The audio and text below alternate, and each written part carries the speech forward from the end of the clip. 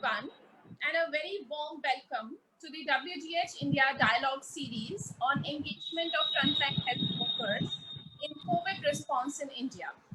The WGH India Dialogue series started with listening to the concerns and challenges of ASHAs. The series was organized and started in the month of June, which garnered an overwhelming response, uh, leading us to take the series forward. And we brought in the auxiliary nurse midwives in the month of July to understand their perspectives. Taking the series forward, here we are bringing forth another important cadre of health workers, not talked about much, is the members of women collectives and self-help groups. Today, we'll be hearing their experiences, contributions, challenges, and concerns while engaging in COVID response work on the ground. This part 3 of our dialogue series on women collectives is being hosted in collaboration with Roshni, Center of Women Collectives Social Action, a technical support unit to the Ministry of Rural Development, hosted at Lady Irving College. Technically and financially supported by India, Roshni works with the collectives to lead social action on food, nutrition, health, wash, and gender. The center is a knowledge and capacity building hub for scaling up day NRLM's strategy for social development and activities under Poshan Abhiyan. Let me also take a moment to reflect on the journey of women in global health, recognizing that more than 75% of the healthcare workforce is women, and yet they continue to be a minority in the decision-making and leadership spaces. This actually served as a motivation to change and bring gender parity in these spaces. And Women in Global Health was founded in 2015 as a movement. WGH operates in different geographies through its country chapters, and we have around 9 chapters in operation and 19 more in the pipeline. The India chapter of Women in Global Health was formed last year to take this agenda forward in India. As COVID-19 spreads across the world, the India chapter recognized the crucial role the frontline health workers are playing and sought to provide a platform to not just share the best practices and learn from each other, but also aim to amplify their contributions and highlight their challenges and concerns. So from our previous dialogues, we have understood that ASHA workers, Anganwadi workers, and ANMs have been at the forefront of healthcare service delivery. But an important yet ignored cadre of women, that is the SHG members, have assisted these frontline health workers in many ways, in filling various service delivery gaps and also reaching out the most underserved and vulnerable population groups. The list of activities include supporting the doorstep delivery of dry ration, masks, sanitizers, soaps, etc., ensuring delivery of essential healthcare services, conducting counseling sessions, awareness generation, etc. So with this aim, we want to amplify the contribution of this cadre of frontline health workers and highlight their concerns from their COVID response work. We bring to you an excellent panel comprising of members of women collectives and self-help groups from 4 states, Orissa, Bihar, Chhattisgarh, and Kerala, who will be giving us a glimpse of the ground reality. This is the first session in this part 3 of the dialogue series. The key points emerging from today's discussion will feed into the next dialogue, which is scheduled on 21st August, same time, where we'll reflect upon the policy level concerns with various state and national level stakeholders. We request you to stay on with us through the series and participate in these engaging discussions. Before we move ahead, I would like to share a few ground rules for easy moderation. Please keep your video and audio off. When you're joining in, do change your device's name with your original names. The session is being live broadcasted on Facebook and also recorded. The files will be uploaded soon online. You can write your questions in the chat box and we'll take all the questions together in the end. We also have our team member Sneha, who will be translating the session in the chat box with TRA written in front of it for you to easily identify. To share your thoughts and comments and feedback, we'll be circulating a feedback form towards the end. So please fill in that. And lastly, if you need any certificate or want to know more about how to join India chapter, please write to us in the email ID mentioned below. So with this short note, I welcome you all once again and thank you for joining us. And thanks to the WGHI team and Roshni team for putting the series together. So I hand over to Neha, who will be moderating the session today along with Bharti from the Roshni team. Neha? Thank you, Deepika. So I understand that we are a multidisciplinary group today. So we thought we'd begin with a brief background and describe a few terms that we will hear frequently in today's session. Our panel has women collective members from the National Rural Livelihoods Mission, which is a poverty alleviation program run by the Government of India. NRLM engages women's groups over a long period of time in developing their human and social capital, investing in their capacity to save, access credit, promote livelihoods, and participate in community development activities in a systematic manner. Next slide, please. The realization that self-help group women were affected by recurring illness and that they spent a lot of their savings and credit on health expenditure led NRLM to integrate food, nutrition, health, wash, and gender strategies into their framework. And this is now a component of their social inclusion and social development strategy. SHG members are thus involved in demand generation for services, ensuring access to entitlements, promoting behavior change, providing emergency funds for food security, and fostering convergence with allied departments. Next slide, please. Women from over 713 lakh households have been mobilized and are a part of this network, making it a suitable platform for behavior change and development of rural communities. So how does this work? This is a federated 3-tier structure of women's groups, and we have SHGs at tier 1, village organizations which comprise of 8 to 10 SHGs at tier 2, and cluster level federations at tier 3, which are formed with 15 to 20 VOs federating.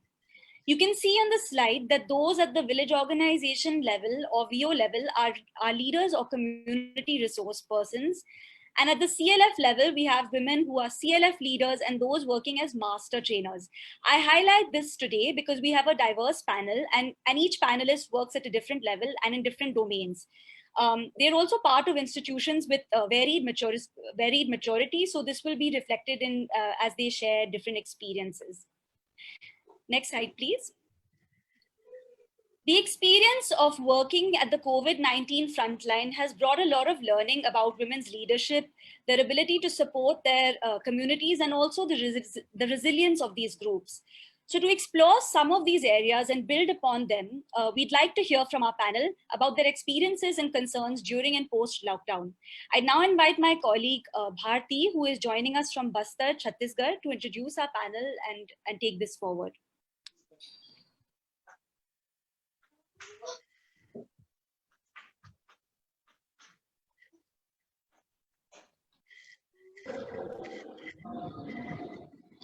Thank you, Neha. It's a privilege to welcome our speakers on behalf of Women in Global Health, India chapter, and Roshni Center of Women Collectives led Social Action.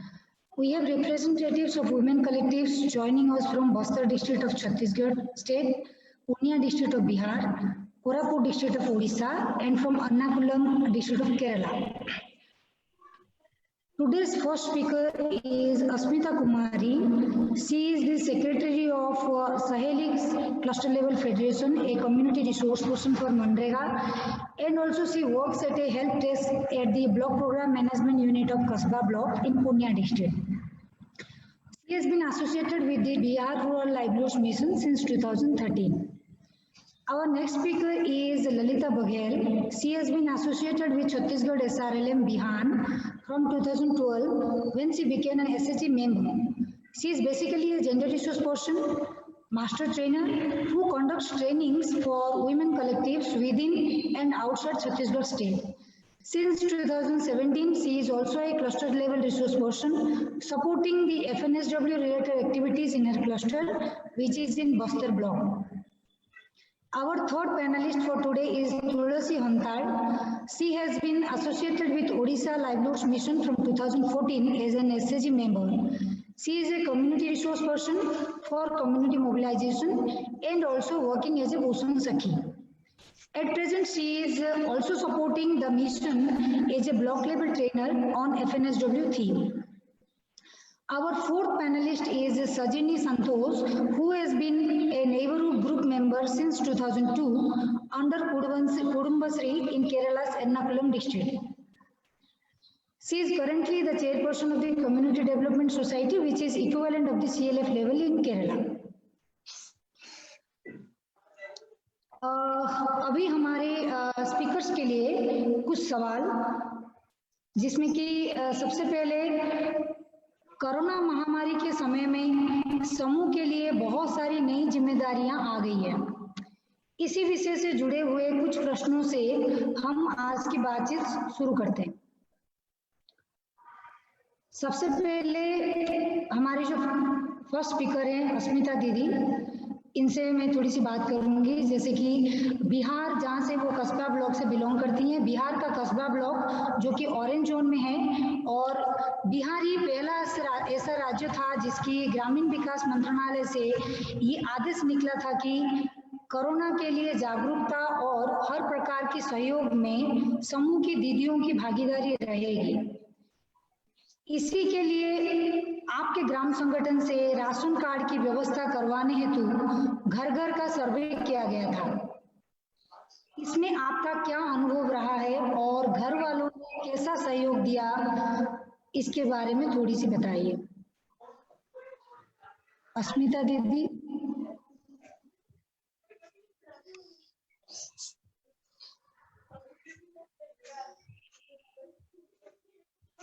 नमस्ते दीदी। नमस्ते। नमस्ते, बोलिए।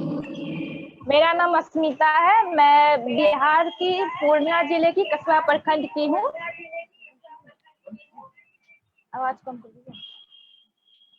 और मैं जब मुझे ration card बनाने का काम मिला, जब मैं गांव में सर्वे के लिए जाती थी तो मेरे घर वाले मुझे सर्वे से जाने के लिए मना करते थे कि नहीं, अभी कोरोना चल रहा है तो तुम घर से बाहर नहीं जाओगी।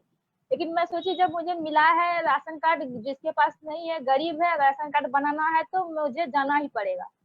और मैं जब राशन कार्ड बनाने के लिए गांव में जाती थी, घूमने के लिए दीदी के घर जाती थी, दीदी को आवाज लगाती थी कि दीदी आप बाहर आइए, आपसे कुछ पूछना है या कुछ फॉर्म है जो कि आपका भरना है, तो दीदी बाहर आना नहीं चाहती थी। और बहुत सोचती थी पता नहीं कहाँ से आई है या किस किस से ये मिल के आई, किसके यहाँ आंगन गई है, किस किस से मिल के आई, तो वो जल्दी घर से बाहर नहीं आती थी। जब उसे बोलते थे कि नहीं दीदी मैं राशन कार्ड आपके यहाँ नहीं है, मैं उसका सर्वे के लिए आई हूँ, अगर नहीं है तो मैं बनवा दूंगी, तो ही दीदी आती थी। या उसको बोलते थे आधार कार्ड लेके आइए, जो भी पूछती जल्दी बता के, वो यहाँ तक कि मुझे बैठने के लिए भी नहीं बोलती थी कि हाँ दीदी आप आए हैं तो आप बैठिए। पहले जाती थी तो बैठने बोलती थी, दीदी क्या बात है, नहीं, वो सही से बात करती थी, लेकिन उस टाइम पे वो बैठने के लिए भी नहीं बोलती थी।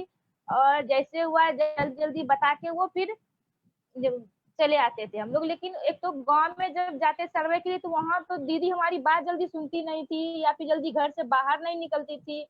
और उसके बाद जब मैं सर्वे करके घर आती थी वापस, तो फिर घर में भी हमें 2-4 बातें घर वालों से सुनना पड़ता था, क्योंकि मैं घर से बाहर जाती थी। और मेरे घर में भी मेरे परिवार में मेरी बच्ची है, मेरी सास हस्बैंड सब है, तो बोलती थी तुम बाहर गई थी गांव घूमने, किसके यहाँ से घूम के आई थी, क्यों जाती हो, तुम घर में भी कोरोना फैला दोगी। इस तरह से मेरे साथ तो मतलब कि घर में गाली गुलाया बुरा बर्ताव मेरे घर में मेरे साथ होने लगा। फिर भी मैं किसी तरह से 3 दिन का सर्वे था, मैं 3 दिन सर्वे के लिए गई, घर में बात बोली, गाली सुन के भी। जब मैं तीसरे दिन सर्वे के लिए गई तो मैं एक दीदी के यहाँ गई सर्वे के लिए, उससे दीदी को बाहर बुलाई, उन्होंने मुझे आधार कार्ड दिया, मैं उसका आधार कार्ड का नंबर लिए, जो भी चीज मुझे पूछना था उस दीदी से मैंने पूछ ली। जब मैं सर्वे करके घर आई तो मुझे उसका सुबह की पता चला कि दीदी के यहाँ मैं कल गई थी सर्वे के लिए, वो उसका जो टेस्ट करवाई थी वो उसका कोरोना पॉजिटिव आया हुआ है। तो हम लोग फिर बहुत डर गए और घर में भी मुझे ये जानने के बाद कि जिसके यहाँ गई थी सर्वे के लिए वो कोरोना पॉजिटिव उसका केस आया है, घर में मुझे बहुत ही सुनना पड़ा, सास से, परिवार से, गार्जियन से बहुत ही सुनना पड़ा। फिर मुझे घर में एक अलग ही रूम दे दिया गया कि इससे तुमको कहीं नहीं जाना है, किसी से, मेरे घर में परिवार से, बच्चे से, किसी से भी तुमको बातचीत कुछ भी नहीं करना। मैं 2 दिन मैं अपने घर में अकेली रही, किसी से बातचीत नहीं की, घर में ही रही। उसके बाद तीसरे दिन फिर मुझे पता चला कि आंगनवाड़ी में कोरोना टेस्ट के लिए एनएम दीदी आई है कोरोना टेस्ट के लिए। फिर मैं सबसे पहले जाके वहाँ पे अपना कोरोना टेस्ट करवाई, फिर अपने बच्चों को भी, मेरे परिवार में जितने भी लोग थे सबका मैंने वहाँ पे कोरोना टेस्ट करवाया और फिर पता चला कि मैं कोरोना पॉजिटिव नहीं थी। फिर 2-3 दिन बाद मुझे मैसेज भी आया कि आपका जो है पॉजिटिव नहीं आया, कोरोना नेगेटिव में है।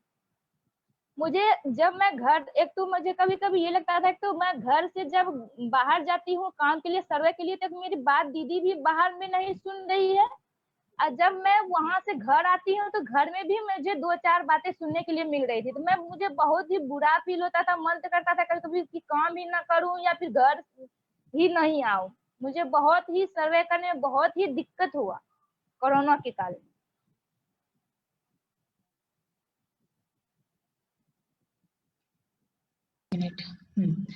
धन्यवाद स्मिता दीदी, आपने तो काफ़ी सारी मुश्किलों का सामना करके ये सारे चीज़ों का फिर भी अपने कम्युनिटी के लिए काफ़ी काम किए हैं इस परिस्थिति में।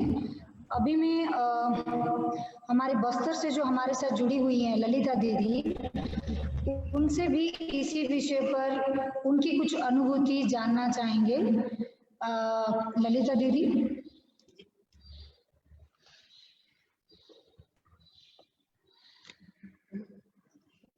आप सभी को मेरा जय बिहान। मेरा नाम ललिता बघेल है और मेरा क्लस्टर घोटिया है और मैं स्वाभिमान के तहत मचुमान गुण स्वाभिमान में भी जुड़ी हुई हूँ। और जैसे कि अभी भारती मैम ने हमसे प्रश्न किया, ये तो बहुत जो कोरोना के महामारी में हम लोगों ने अपने गांव में जैसे समूह से जुड़े हैं, समूह में से पहले महामारी से पहले तो सब एक जगह हम लोग इकट्ठा बैठते थे। अभी वैसा हाल नहीं रहा, इस महामारी से सभी लोग डर चुके हैं। हमारा गांव तो बहुत 10-15 किलोमीटर हम लोग को चलना पड़ता है और बीच में गांव, जैसे इस गांव से उस गांव हम लोग को आने का जाने का नहीं है, गांव वाले मना कर देते थे। और जब हम लोग जाते भी थे तो हम लोग से बात नहीं करते हैं उनके लोग, और जैसे वो साफ मना कर देना है कि कोतवाल सरपंच ने मना किया है तो उनको इधर से उधर नहीं आना। और जैसे मेरे को यह चीज बहुत बेकार लगता था, जैसे हम लोग महामारी में पहले अच्छा बैठते थे, हर किसी चीज के लिए, जरूरत के लिए हम लोग बैठ के निर्णय लेते थे, वो अब नहीं हो रहा है। कोई दीदी अगर परेशान है तब भी हम लोग उसका सहयोग नहीं कर पा रहे। और जैसे अभी मैम ने हम लोग से प्रश्न किए कि क्या क्या परेशानी आई, तो अभी जैसे हम लोग के गांव में मेरे घोटिया क्लस्टर में मतलब मेरे घोटिया स्वास्थ्य केंद्र में एक डिलीवरी केस आया। उस डिलीवरी केस में एक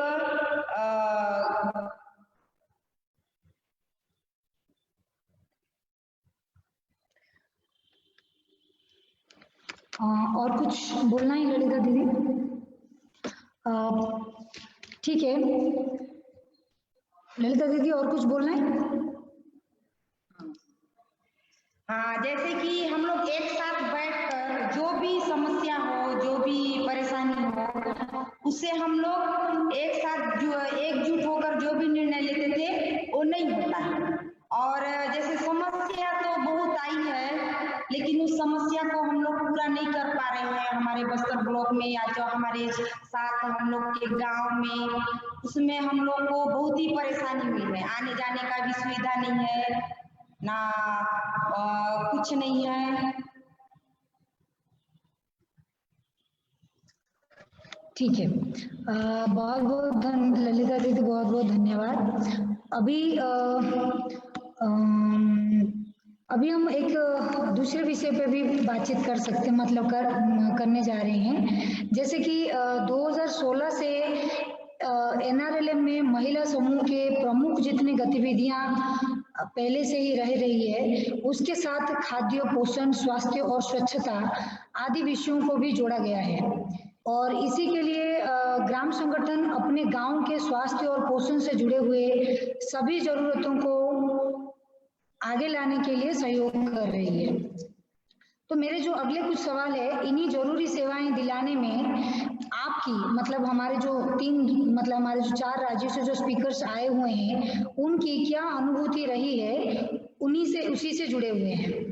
तो सबसे पहले अब मैं तुलसी दीदी से ये थोड़ी सी जानना चाहूंगी, जो कि हमारे साथ उड़ीसा की कोरापुट से जुड़े हुए हैं, कि क्या आप हमें ये बताएंगे कि कोरोना के समय पे स्वास्थ्य विभाग और आंगनवाड़ी कार्यकर्ता के साथ काम करने का आपका क्या अनुभव रहा?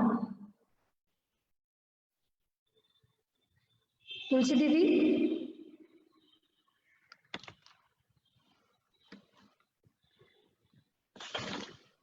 तुलसी, आपको अनम्यूट करना पड़ेगा। सबसे पहले सभी को मेरा नमस्ते। हेलो। हाँ बोलिए, हम सुन रहे हैं, बोलिए। सबसे पहले सभी को मेरा नमस्ते। मैं उड़ीसा से हूँ, मेरा नाम तुलसी हंताल है। और अभी जो मेरे लिए क्वेश्चन आया था, आंगनबाड़ी आशा दीदी के साथ काम करने से हमको क्या दिक्कत आई। शुरू में तो उनके साथ हमको काम करने से दिक्कत आई। पहला तो उनके साथ हमको जानकारी नहीं था। दूसरी बात ये है कि सरकार के सभी सुविधा उन्हीं के पास था, बस हम लोगों को समझाकर वो जो सरकार की सुविधा आंगनबाड़ी से मिलता है, वो उनका खिलाकर उनको स्वास्थ्य का ठीक रखना था। तो इसीलिए हमको बहुत दिक्कत आई। शुरुआत में हम बहुत सारे मीटिंग किए। फिर बाद में जब आंगनबाड़ी दीदी और आशा दीदी, एनएम दीदी जान पाए कि हम कुछ स्वास्थ्य के लिए उनके साथ मिलकर काम कर रहे हैं, तो अब शुरू से अभी तक वो हमारे साथ अभी समझ गए और शुरू से अभी तक हमारे साथ मिलजुल कर अभी काम कर रहे हैं। और कोरोना के पहले तो बहुत अच्छे तरह से हम मिलजुल कर बहुत अच्छे तरह से काम किए, लेकिन कोरोना की परिस्थिति के बाद आंगनबाड़ी में जो खाद्य उनको मिलता था, जो गर्भवती, जो किशोरी या हमारा जो प्रसूति महिला को जो मिल रहा था, वो सब बंद हो गया।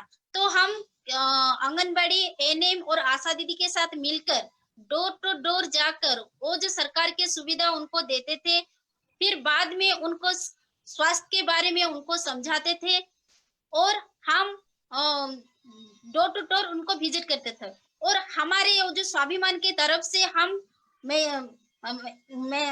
1 मंथ में तो वहीं पर जाकर मीटिंग करते थे, मैत्री बैठक के जरिया हम माप लेकर उनका माप लेते थे। और वो जो टारगेट ग्रुप है उसमें से कौन सा कुपोषण शिकार हुआ है, उनका नाम लिखकर तुरंत हम आशा दीदी को और आंगनबाड़ी दीदी को हम ये बोलते थे कि दीदी वो असुस्थ है, वो चिन्हित करके उनको हम तुरंत उनको फोन के माध्यम से उनको बोल देते थे। फिर दूसरी बात ये है कि अभी तो ज्यादा लोग को लेकर भी मीटिंग करना नहीं चाहिए, लेकिन हम सब मिलजुल कर अभी काम कर रहे हैं।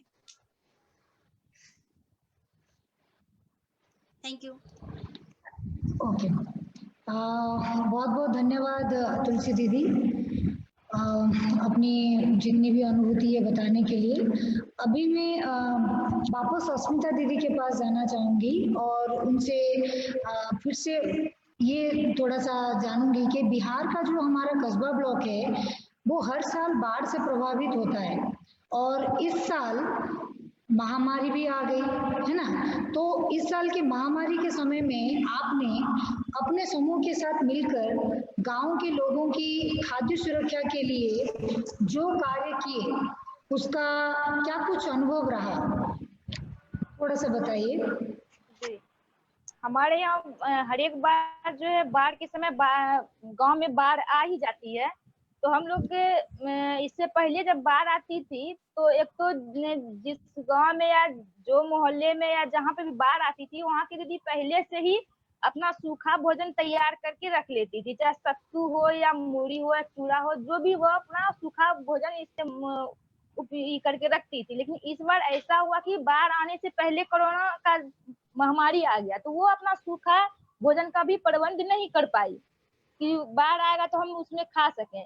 तो हम लोगों ने जब बाढ़ आती थी तो हम लोग हर एक साल जो है अपना CLF से उसके लिए 2 टाइम का भोजन उसको उपलब्ध करवाते थे, नाव के जरिए उसके गांव में भोजन पहुंचवाते थे और वो उससे वो खाते थे। लेकिन इस बार ऐसा भी नहीं, हम लोग नहीं कर पाए कोरोना के चलते, क्योंकि हम लोग को कहीं ना कहीं डर था कि मैं खाना लेके वहां जाऊं तो एक तो नाव के जरिए जाऊं, वहां नाव पे भीड़ लगेगी, फिर या उस गांव में बाहर से मजदूर आए हुए हैं तो हो सकता है उसे कोरोना हो, ये डर से हम लोग ये नहीं कर पाए। इस बार हम लोग उसको खाना उपलब्ध नहीं करवा पाए।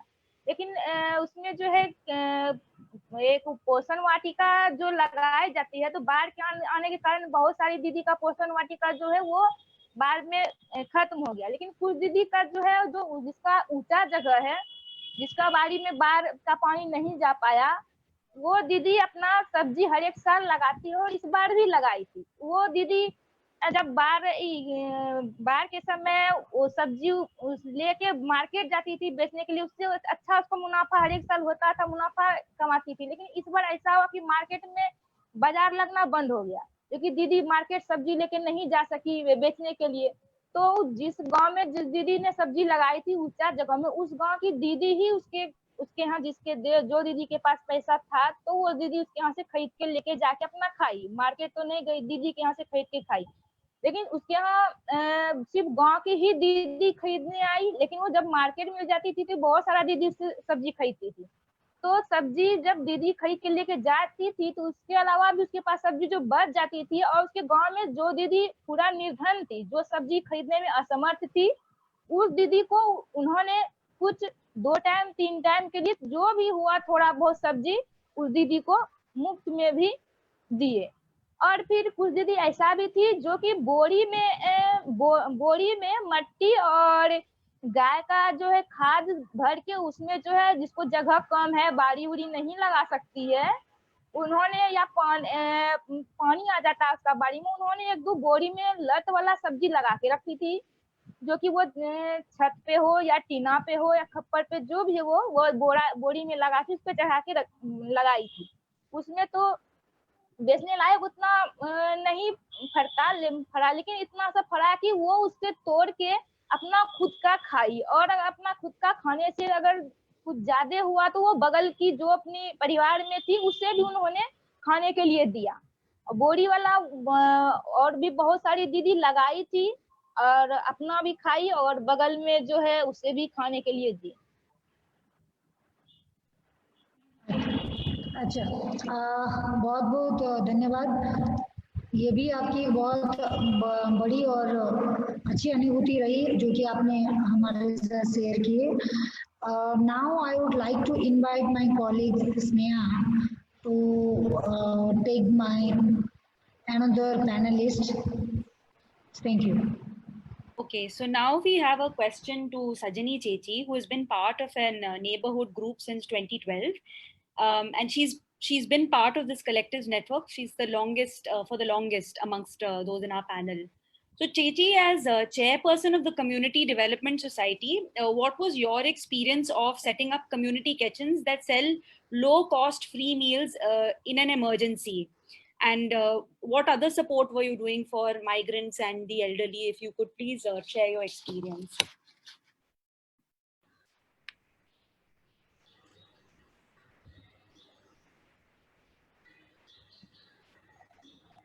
Shall I translate? Hello? Yeah. Yes, Chechi. Chechi, translate, you know. വേണ്ട, ഞാൻ മലയാളത്തിൽ സംസാരിച്ചാൽ മതിയോ? മലയാളത്തിൽ സംസാരിച്ചാൽ മതി, ഞാൻ ഇംഗ്ലീഷിൽ പറയാം. കമ്മ്യൂണിറ്റി കിച്ചൺ നമ്മൾ ഈ COVID-19 ഭാഗമായിട്ട് നമ്മൾ ലോക്ക്ഡൌൺ ഒക്കെ വന്നപ്പോ നമ്മള് ഗ്രാൻഡ് കെയർ പദ്ധതിയുടെ ഭാഗമായിട്ട് നമ്മൾ വയോജനങ്ങളെ വിളിക്കുന്ന ഗ്രാൻഡ് കെയർ പദ്ധതിയുടെ ഭാഗമായിട്ട് നമ്മള് ക്വാറന്റൈനിൽ ഇരിക്കുന്ന ആളുകളെ വിളിച്ച് സംസാരിച്ചപ്പോഴാണ് നമുക്ക് അവർക്ക് ഫുഡിന് ബുദ്ധിമുട്ട് അനുഭവപ്പെടുന്ന ഒരു പ്രോബ്ലം നമ്മളോട് പറയുകയുണ്ടായി. നമ്മളോട് അവർ അങ്ങനെ ഒരു മെസ്സേജ് പാസ് ചെയ്തു. ഈവൻ അവർ റിച്ച് ആണെങ്കിൽ പോലും അവർക്ക് പുറത്ത് പോയി ഭക്ഷണ സാധനങ്ങൾ മേടിക്കാനുള്ള വളരെയധികം ബുദ്ധിമുട്ട് അനുഭവപ്പെട്ടു. ഇപ്പൊ ക്വാറന്റൈനിൽ ഇരിക്കുന്ന ഒരു വീട്ടുകാരെ തൊട്ടടുത്തുള്ള നൈബർഹുഡ് ഗ്രൂപ്പ്സ് പോലും ഒരു അല്പം ഭീതിയോടെ കാണുന്ന ഒരു സമയമായിരുന്നു അത്.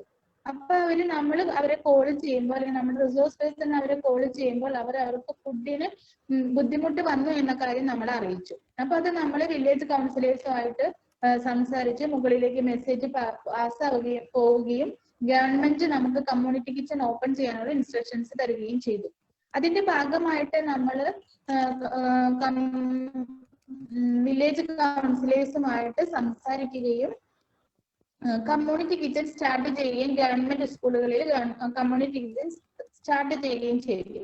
അപ്പൊ അതുവഴി നമ്മൾ നമ്മുടെ പഞ്ചായത്തില് അല്ലെങ്കിൽ നമ്മുടെ നാട്ടിലെ പാവപ്പെട്ട ആൾക്കാർക്ക്, ഒരു വരുമാനവും കണ്ടെത്താൻ പറ്റാത്ത ആൾക്കാർക്ക്, ലോക്ക്ഡൌൺ മൂലം പുറത്തു നിന്ന് സാധനങ്ങൾ വാങ്ങി ഭക്ഷണം കഴിക്കാൻ പറ്റാത്ത ആൾക്കാർക്ക്, അങ്ങനെയുള്ളവരെ എല്ലാം നൈബർഹുഡ് ഗ്രൂപ്പ്സ് വഴി കണ്ടുപിടിക്കുകയും വില്ലേജ് കൗൺസിലേഴ്സുമായിട്ട് അത് ഡിസ്കസ് ചെയ്യുകയും അവർക്ക് നമ്മൾ ഫ്രീ ആയിട്ട് ഫുഡ് വീടുകളിൽ നമ്മുടെ NHCയിലെ വളണ്ടിയേഴ്സിനെ വെച്ച് ഫ്രീ ആയിട്ട്, പഞ്ചായത്ത് തലത്തിലുള്ള സപ്പോർട്ട് വില്ലേജ് കൗൺസിലേഴ്സിന്റെ സപ്പോർട്ട് ഉണ്ടായിരുന്നു, ഹെൽത്ത് ഡിപ്പാർട്ട്മെന്റിന്റെ സപ്പോർട്ട് ഉണ്ടായിരുന്നു. നമുക്ക് ഈ കമ്മ്യൂണിറ്റി കിച്ചൺ നടത്തിക്കൊണ്ട് പോകുന്നതിന് വേണ്ടി നമുക്ക് പലരെയും ആശ്രയിക്കേണ്ടി വന്നു. അപ്പൊ നമ്മൾ FB പോസ്റ്റിലൂടെ എല്ലാം ഇത് കമ്മ്യൂണിറ്റി കിച്ചൺ സ്റ്റാർട്ട് ചെയ്തത് ഷെയർ ചെയ്യുകയും എല്ലാവരുടെയും സഹായ സഹകരണങ്ങൾ അഭ്യർത്ഥിക്കുകയും ചെയ്തു.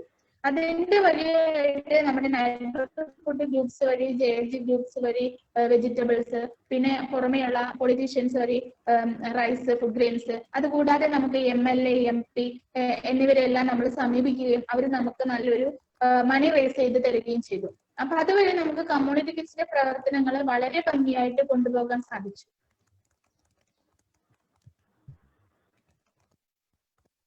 Thank you, ചേച്ചി. ഞാൻ ചേച്ചി പറഞ്ഞതൊക്കെ ടൈപ്പ് ചെയ്തിട്ടുണ്ട്. Just to summarize in English, what Sajni is mentioning is that initially through discussions with some of our members, we found out that elderly members, people who did not have access, उनको बहुत मुश्किल हो रहा था day to day खाना बनाने के लिए. तो फ़ोन कॉल करके वो कभी कभी नेबर से हेल्प मांग लेते थे. बट देन वी डिसाइडेड कि हम लोग इन सबको मिलके एक हमारे प्रोग्राम के तहत सपोर्ट करेंगे. उसके लिए हमने विलेज काउंसलर से बात की, लोगों को आइडेंटिफाई किया किन किन को ज़रूरत हो सकती है. इसमें हम लोग ने गरीब लोगों के लिए भी आइडेंटिफाई किया और हमारे वॉलंटियर्स के through we raised funds through support from MLAs. और हम लोग ने अलग अलग सिर्फ चावल और दाल ही नहीं बट वेजिटेबल्स, अलग अलग प्रकार के धान, ये सब प्रोवाइड किए हैं. क्योंकि हमको बहुत सारे लोगों ने डोनेशंस देना शुरू कर दिया, MLAs, काउंसलर्स, जिसकी वजह से उनको बहुत यूज़फुल रहा था कि सिर्फ बेसिक फूड नहीं बट अलग अलग तरीके के फूड्स भी दे पाए.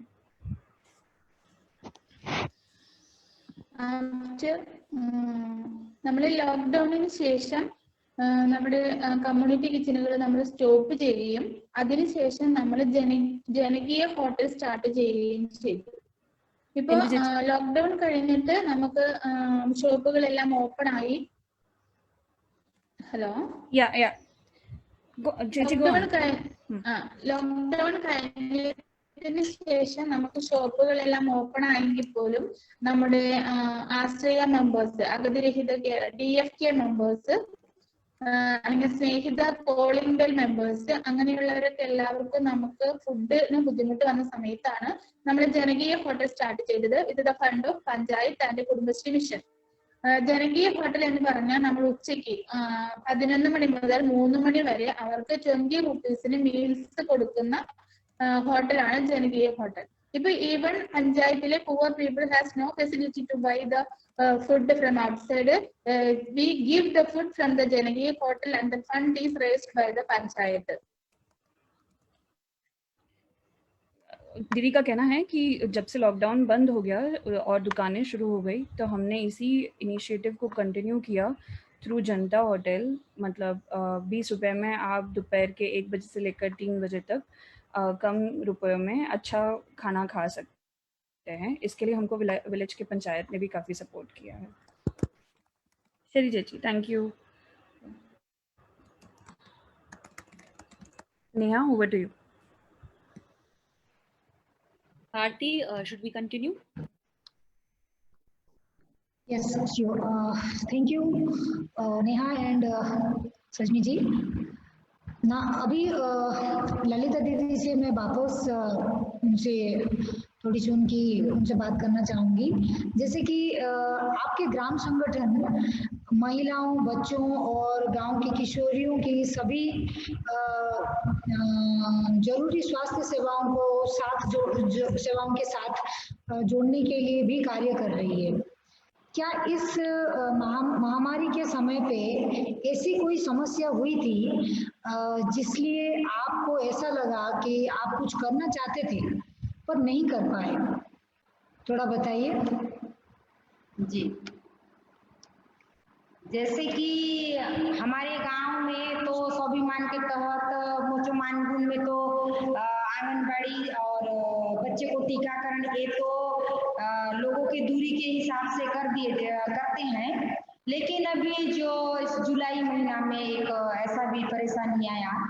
मेरे घोटिया में एक स्वास्थ्य केंद्र है। उस स्वास्थ्य केंद्र से मिनिमम 25 किलोमीटर दूरी से एक केस आया था जिसमें गर्भवती दीदी को लाया गया था।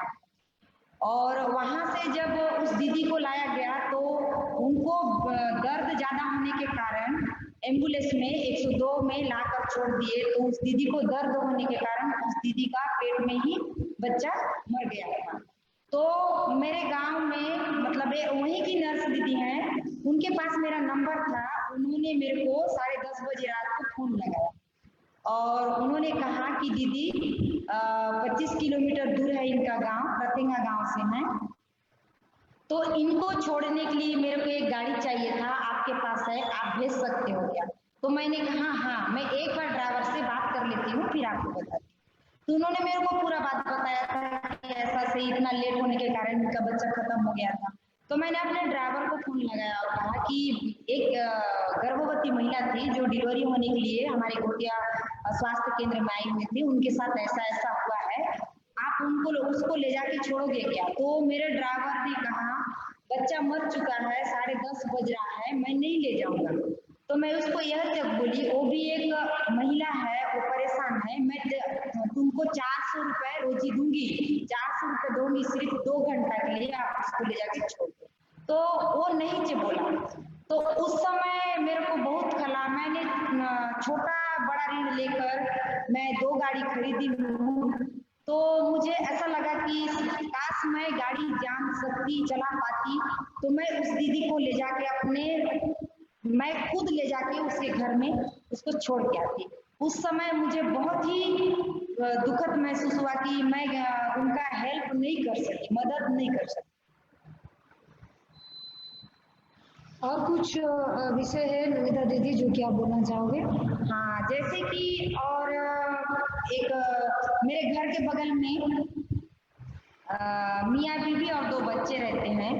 जैसे कि हम सभी जानते हैं कि महिलाओं का छोटा मोटा चीज हर हमेशा ही महामारी के दौरान, जैसे हम लोग को स्टेपरी है और जैसे कि हम लोग को महीना में बिंदी चाहिए रहता है या तो फिर चूड़ी चाहिए रहता है, हर चीज मतलब छोटी छोटी खर्च हमको चाहिए रहता है।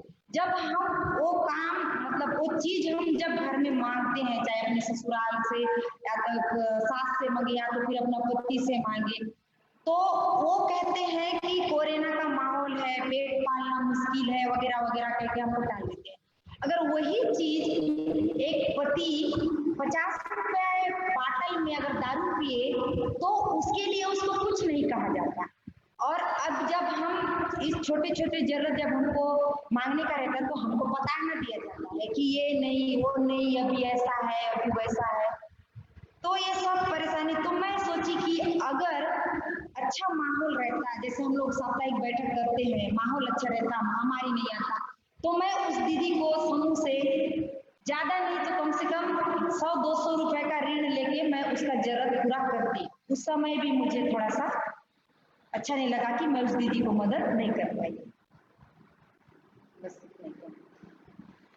ठीक है, ललिता दीदी धन्यवाद। अभी हमारी जो अभी जो तब से जो सब हम लोग बातचीत कर रहे हैं, हम सब ये देख रहे हैं कि ये जो लंबे समय की लॉकडाउन, एक दूसरे से दूरी बनाए रखना और बैठक ना अभी हम नहीं कर पा रहे हैं और फोन से ही जुड़े रहने के लिए हमें जुड़े रहने का पड़ रहा है। इन्हीं के कारण से क्या हो रहा है कि समूह का जो मुख्य कार्य है उसमें काफी बदलाव आ रही है। तो हमारे ये जो आखिर के सवाल है इसी से जुड़े हुए हैं कि ये जो कोरोना की महामारी ने समूह के संचालन को कैसे प्रभावित किया है। तो इसमें मैं वापस से अस्मिता दीदी के पास जाऊंगी, वो मुझे उनकी थोड़ी सी अनुभूति बताएंगे इसी विषय पे कि कोरोना की ये महामारी समूह के संचालन को कैसे प्रभावित किया है। अस्मिता दीदी, जैसे कि इसमें आप हमें जैसे कि थोड़ी सी ये जानने के लिए मिली है कि थोड़ी सी लेन देन की समस्या और कुछ ऐसी समस्याएं रही है, इसके बारे में थोड़ा सा बताइए।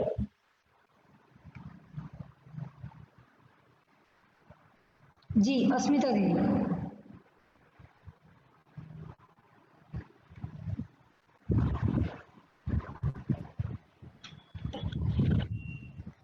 जी, अभी कोरोना काल में अभी समूह में जो है अभी ज्यादातर स्वास्थ्य पे ही बात हो रही है और समूह का तो बैठक फिलहाल बंद है, उतना दीदी आ नहीं रही है और बुलाने पर भी आना नहीं चाहती है, क्योंकि समूह का जब जीविका में समूह का निर्माण हुआ था तो तभी जीविका का लक्ष्य था कि गांव की जो गरीब दीदी है उसको रोजगार दिलाना है। हर एक गांव में हर एक दीदी को हर एक घर में जो है अपना रुपया वो लोन ले जीविका से और अपना कुछ रोजगार करे, उससे उस रोजगार को धीरे धीरे बढ़ाए भी और लोन वापस भी करे और फिर उससे अपना कुछ घर परिवार भी सही से चला सके। लेकिन अभी कोरोना को लेकर अभी समूह में ज्यादातर स्वास्थ्य को लेकर ही बात हो रही है और जो दीदी को लोन जो ली है वो लौटाना या फिर लेना या फिर उसके बारे में दीदी किस तरह से आगे बढ़ेगी, ये सब जो है एक तरह से पीछे छूटा जा रहा है।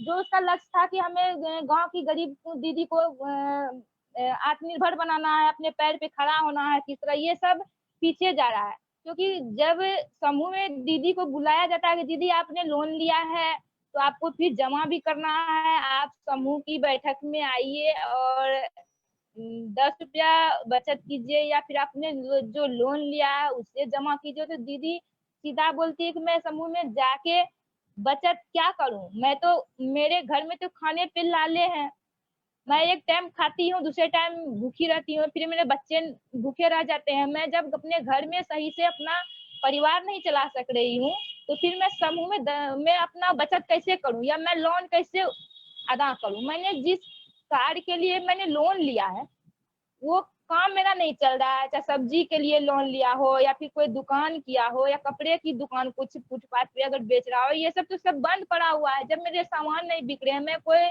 भी बिजनेस धंधा नहीं कर पा रही हूँ तो फिर मैं पैसा कैसे वापस कर दूं, ये सब समस्या है। और ऐसा लग रहा है कि अगर इस तरह से चलता रहा तो जो मुख्य लक्ष्य जो था कि दीदी को आगे बढ़ाना वो एक तरह से पीछे छूटा जा रहा है।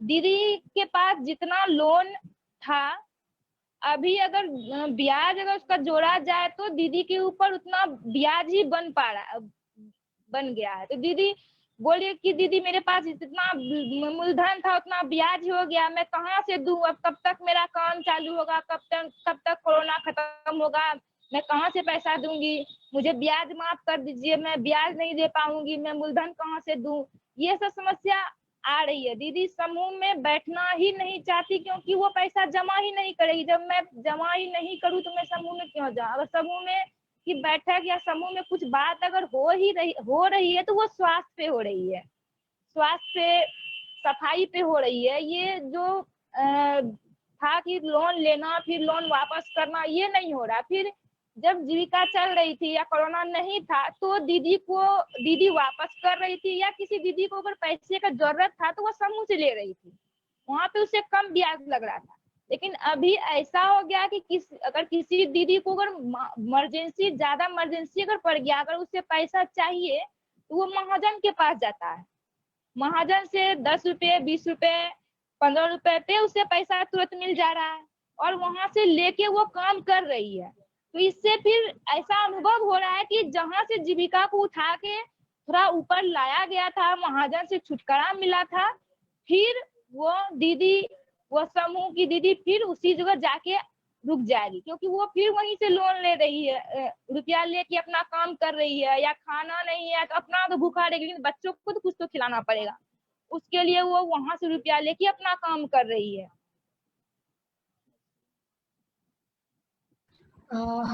अच्छा, सही में इसके वजह से काफ़ी सारी परेशानी तो हुई ही है। तो धन्यवाद अस्मिता दीदी। अभी हमारा और एक समस्या भी सामने आया था जो कि ज़्यादातर तीनों राज्यों के या ज़्यादातर राज्यों में ये होता है। जैसे कि मैं अभी इसके बारे में ललिता दीदी से थोड़ी सी पूछना चाहूँगी कि आप हमें ये बताएं कि फ़ोन से जो ट्रेनिंग लेना होता है इसका आपका क्या अनुभव रहा है? जी, फोन से ट्रेनिंग लेना बोलने से एक प्रकार से सोच में पड़ जाना। कैसे बोलने से, अभी जो हम लोग का जेंडर वाला ट्रेनिंग जून में हुआ था जनपद में, जब हम लोग बैठे थे तो लैपटॉप में बार बार नेटवर्क पकड़ नहीं रहा था, उनका बात नहीं समझ पा रहे थे।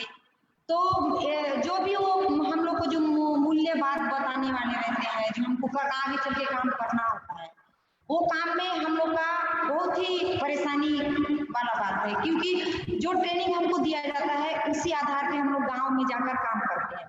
अभी तक हमारे जेंडर जीआरपी सोच रहे हैं कि जून में जो ट्रेनिंग दी है वो क्या का ट्रेनिंग हुआ, क्या से हम लोग काम करेंगे वो है। और जैसे कि हर जगह नेटवर्क नहीं देता है, हर जगह बिजली नहीं होता है, तो नेटवर्क से जब हम लोग को प्रशिक्षण देते हैं तो हम लोग का जो काम काज है उसमें प्रभाव पड़ रहा है। और कुछ? और जैसे कि नेट पैक भी जैसे डालना पड़ता है, किसी के पास रहता है किसी के पास नहीं रहता है, आपस में संपर्क टूट जाता है। हम बताना चाहते हैं लेकिन वो बोलते हैं हमारे पास बैलेंस नहीं है, हम बात नहीं कर सकते हैं। तो नेट से बहुत ही ज्यादा हम लोग को प्रॉब्लम हो जाता है, हम लोग ट्रेनिंग अच्छे से नहीं ले पाते, ले भी नहीं पाते हैं, दे भी नहीं पाते।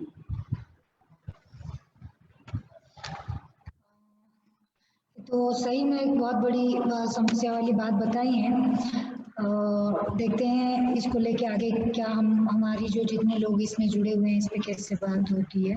अभी मैं अपनी कॉलीग नेहा को आगे का जितना भी सेशन है इसको टेक ओवर करने के लिए रिक्वेस्ट करूंगी। Neha, over to you.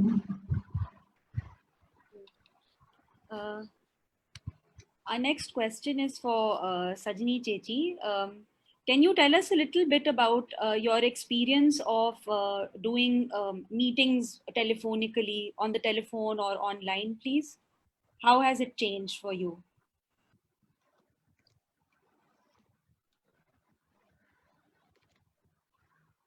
Chechi, can you hear?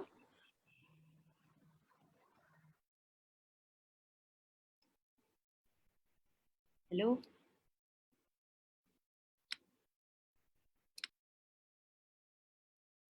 Sajni Chechi?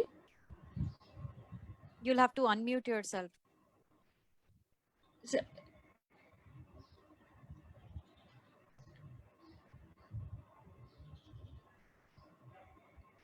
Hello, Sajni Chechi? കേൾക്കുന്നുണ്ടോ? I think there's a network delay. She disconnected. It's all right. We can come back to her. Meanwhile, मैं तुलसी दीदी से पूछना चाहूंगी, थोड़ा सा आप बता सकती हैं आपका आपने शायद राशन कार्ड बनवाने के लिए पंचायत के साथ काम किया था, थोड़ा उसके अनुभव के बारे में आप थोड़ा बता सकते हैं प्लीज? अनम्यूट कीजिए अपने आप को तुलसी दीदी, सुनाई नहीं दे रहा। हाँ बोलिए। शुरुआत में हमको जब राशन कार्ड करवाने के लिए हम गांव में गए, तो उस टाइम बहुत सारी दिक्कत आई थी, जैसे कि जीपी के माध्यम से, ब्लॉक के माध्यम से, क्योंकि इसके इजाजत हमको नहीं मिला था।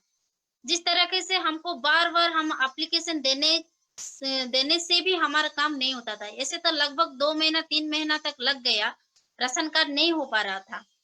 तो इसी कारण एक बार हमारा गांव में एक मीटिंग हुआ। मीटिंग के जरिए हमारा ब्लॉक डेवलपमेंट ऑफिसर सर आए थे, और हम तो 2-3 महीने तक राशन कार्ड के लिए बहुत सारे लोग के पास गए, ब्लॉक में भी आए, पंचायत के से आर को भी बोले थे, लेकिन वो नहीं सुने थे। लेकिन एक दिन ऐसा हमारे गांव में मीटिंग आया, तो मीटिंग आने से सर जो आए उनको हम बताए, सीएलएफ के माध्यम से, जीपीएलएफ के माध्यम से बताए कि ऐसे ऐसे प्रॉब्लम है, ऐसे लोगों को राशन कार्ड मिलना चाहिए। तो वो सर जब भी उन लोगों को, वो जो पंचायत में जो रहते हैं ब्लॉक के स्टाफ, उनको बताए कि उनका सहायता क्यों नहीं करते। उसी दिन से अभी तक कोई भी दिक्कत हमारा तो राशन कार्ड बनवाने के लिए नहीं आता है। उस दिन से अभी तक मैं 50 लोग का राशन कार्ड करवाई हूँ।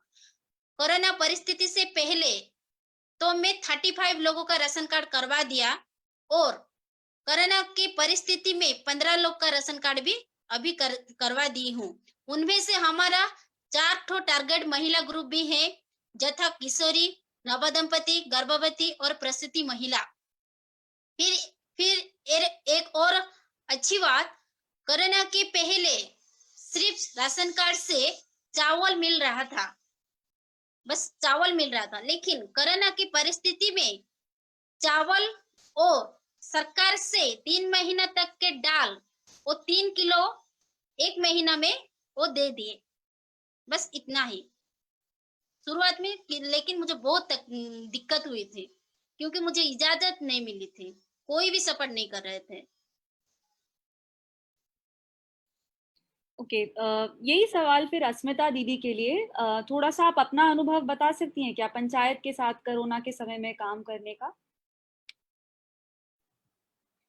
जी, हमारे यहाँ कोरोना के समय पंचायत से कोई भी सुविधा किसी से नहीं मिला, चाहे राशन कार्ड बनवाने से हो या कुछ भी हो। मुझे यहाँ से कोई भी सपोर्ट किसी से नहीं मिला। यहाँ तक कि हम लोगों ने कोरोना के काल के टाइम में सीएलएफ में पूजरी ने मिलके मास्क बनवाए थे, और उसमें करीब 500-600 दीदी ने मिलके अपने घर पे ही मास्क बनवाए और बाहर ब्लॉक में भी दिए।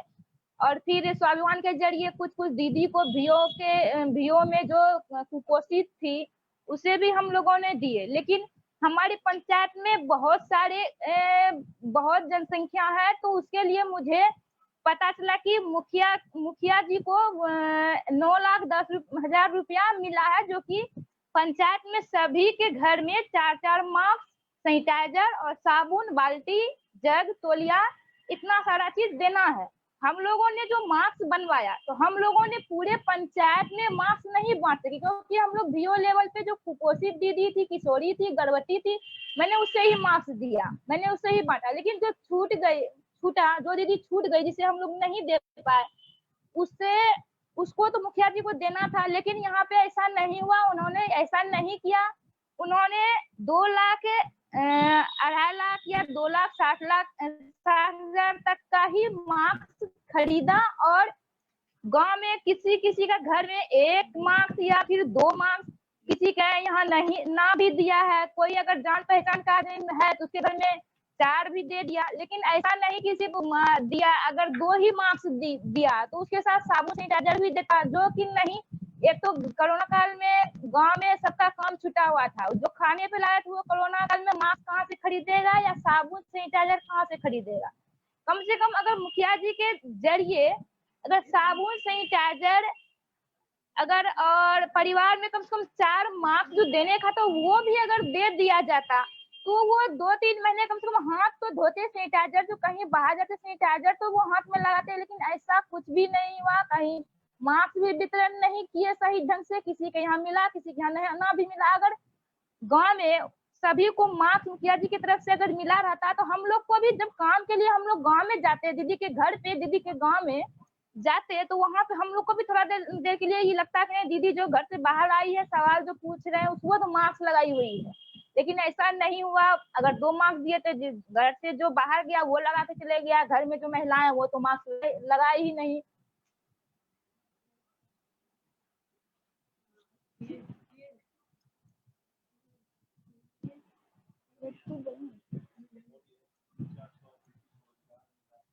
और इसमें जो हम लोगों ने जब मार्क्स बनवाए थे उसमें करीब 300-400 दीदी ने मार्क्स बनवाई, जो कि हम लोगों ने ब्लॉक में, मनरेगा में और स्टेशन सेंटर में दिए थे। तो ऐसा ऐसा काम हम लोग को लॉकडाउन में मिला 500-600 महिला को, जो कि मास्क बना के अपना घर का जो है कुछ खर्चा राशन पानी का जो है उससे मिला।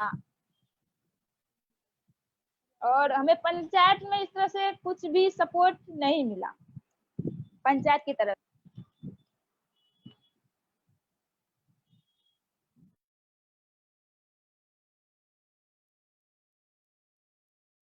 Bharti, we are reconnecting with Sajni ji. Please continue. Are you not able to connect with Sajni ji? She is connecting. Yeah. Oh, she's here. Sajni ji. Is she there? I just saw her name. Sneha, could you ask, please? I can't see her name. Can you? Bharti. Sajni Chichi. She connected and then she disconnected once again. She's not here. Okay. तो अभी मेरी तुलसी जी से और एक अच्छी चीज उन्होंने बताई थी, मतलब ये सुनने में आया था कि ये जो हमारी कम्युनिटी किचन, जो सामुदायिक रसोई करके ऐसे कुछ आप अपने ग्राम संगठन की तरफ से करवाए थे, वो क्या क्या अनुभूति रही, आप थोड़ी सी उसके बारे में बताइए ना, कैसे सहयोग किए, क्या किए। जी तुलसी जी, अनम्यूट करो, माइक अनम्यूट करो तुलसी। हाँ मैडम किए। पहले तो शुरुआत में हमको बहुत सारी दिक्कत आई थी, क्योंकि सरकार की सुविधा अगर जीपी में आई है तो सभी लोग पाना चाहेंगे। इस कारण लोगों ने जब जान चुके थे कि सरकार की ऐसी ऐसी सुविधा आई है तो हर तरह का सवाल हमको करते थे कि हाँ ये आई है, थोड़ा बचत लोगों को दे देंगे और ये मिलजुल के बांट के खा लेंगे। तो इस तरह की भी बातचीत हमारे साथ वो लोग किए, लेकिन हम तो बहुत सारी दिक्कत में आ चुके थे, तो हम खुद ही फैसला किए कि ऐसे तो हम नहीं सबको बांट सकते हैं, तो क्या करेंगे। तो हमारे जीपी में जो ब्लॉक सर रहते हैं उनके साथ मिलकर, हमारे सीएलएफ का प्रेसिडेंट, जीपीएलएफ का प्रेसिडेंट के साथ मिलकर हमने एक छोटा सा मीटिंग रखा कि जो सरकार का समूह रसोई जो सुविधा आई है उसको हम किस तरह से लोगों को पहुंचा सकते हैं। उसी दौरान तो हमारा एक हल निकल आया कि ये बस सभी लोगों का देने के लिए सरकार ने नहीं दिए हैं। सर्वे करेंगे, जिनके पास राशन कार्ड नहीं है, बूढ़े बुजुर्ग हैं और जो निस्सहाय गरीब श्रेणी का लोग हैं, उनको ही देना है। तो हम मिलकर डोर टू डोर जाकर सर्वे करेंगे, तभी हमको पता चलेगा किसके पास राशन कार्ड नहीं है और किसके पास पेंशन नहीं मिल रहा है बुजुर्गों को, और किसके पास बहुत सारी तकलीफ है जो कि खाने को भी उनके पास कुछ नहीं है। तो इस तरह से हम डोर टू डोर मिलकर हम जाकर पंचायत में जो गांव है सर्वे के दौरान हमारे को 35 लोग का डाटा मिला कि 35 लोगों को डाटा मिला। तब हम आकर 35 लोगों का डाटा तो मिल गया, लेकिन हम फिर से एक बार पंचायत में मीटिंग करके ये 35 लोग का तो डाटा मिल गया, उनको तो हर रोज खाना देना चाहिए, तो ये कौन चलाएगा, ये काम कौन करेगा। तो हम जो जीपी में जो हमारा एक अच्छा एसएजी मेंबर के लिए जिसमें 12 महिला रहते हैं, उनको साथ हम बातचीत किए, फोन के माध्यम से बातचीत किए, ऐसे सरकार की सुविधा आई है, क्या आप लोग चला सकते हैं। तो वो लोग भी राजी हो गए और इसी दौरान हमने 1 महीना तक 2 टाइम की खाना उनको हम दिए। और क्या क्या दिए, सरकार से पीडीएस का सुविधा तो हमको मिल गया, लेकिन गांव के जो छोटे छोटे दुकान में हमको दाल, तेल और जो भी राशन का सामान थोड़ा सा मिला। और जो न्यूट्रिशन गार्डन करते हैं उनके पास से हम कुछ कुछ सब्जी लेकर हम 35 लोग को रोज 2 बार खाना देते थे 1 महीना तक। इसी दौरान हमारा सरकार की जो समूह रसोई 1 महीना तक चालू रहा। बस इतना ही।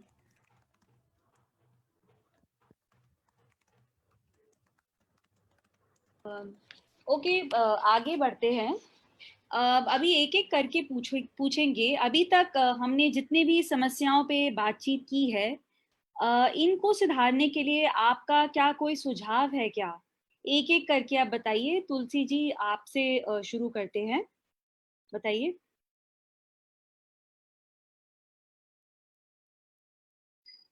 तुलसी दीदी। अच्छा, अस्मिता दीदी आप बताइए फिर।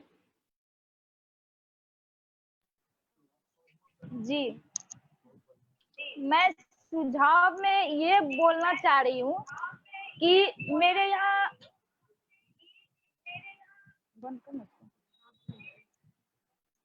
यहाँ लॉकडाउन में जो मास्क बना था